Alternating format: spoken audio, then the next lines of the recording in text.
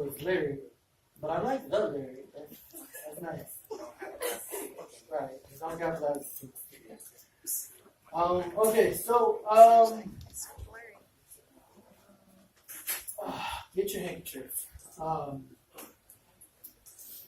So a while back, my grandfather died, and me and him spent a lot of time together. And I remember sitting in this room, and when I'm sitting in the room, it's just me and him, so nobody was really around, so I got to really tell him all the things that I wanted to say. But I kept hearing that monitor beeping, and the monitor just kept going beep, beep. I mean, y'all been in hospitals, you know. So he dies. I couldn't really justify or figure out how I was feeling. And so the other day I'm driving, and all of a sudden, all these months and months later, I hear that same beep. And it was at that point where I could really take what was inside my head and what I was feeling at the time and really put it down on paper. So the piece goes as follows.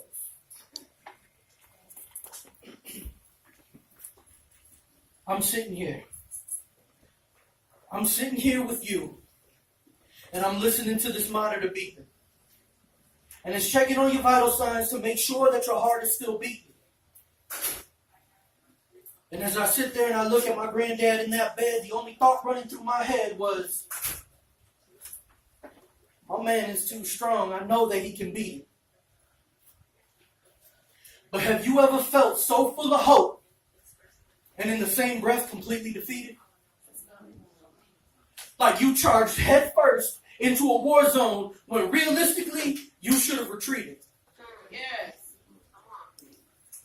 See, but on the surface you look calm and chill. But inside, you're trying to hold it together. You're trying not to wild out.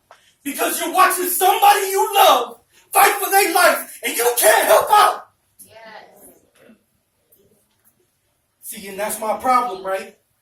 That's my problem, right? Because I'm that type. I'm that wily cat. I ain't afraid and I don't run from no fight.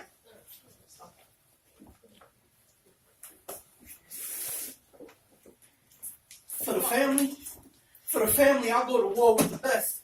You go ahead, pick the time, pick the place, and we'll scrap to the death. But not even this piece can capture the way that I felt when I got that call and I found out that you had taken your last breath.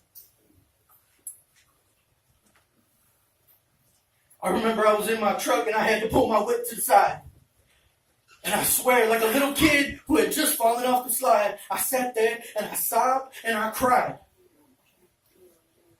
I sat there and I sobbed and I cried, begging, bargaining, wishing that it hadn't been you who had died. I felt helpless, y'all. I felt helpless like a baby. Because I'm thinking, if I would have just been there, then possibly, then just maybe. But those were the thoughts in my mind. It was all I had left. You remember earlier when I told you that I would go ahead and I'll scrap to my last breath? When you be real, you'd be completely surprised at how humble you get when you realize you can't fight death. You can't fight death because it just doesn't stop. No matter what you do, it just doesn't stop.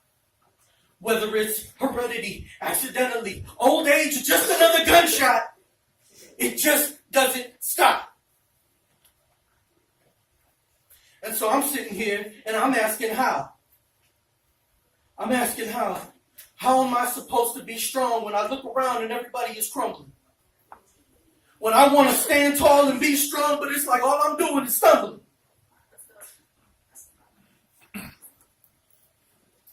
How am I supposed to keep a straight face when my face has been visibly shaken?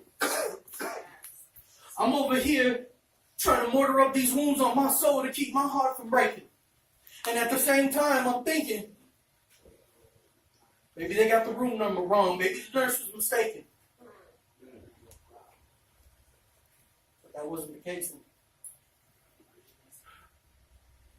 So now I'm sitting here, and I'm thinking to myself, how? I needed you to hold on but you needed to let go.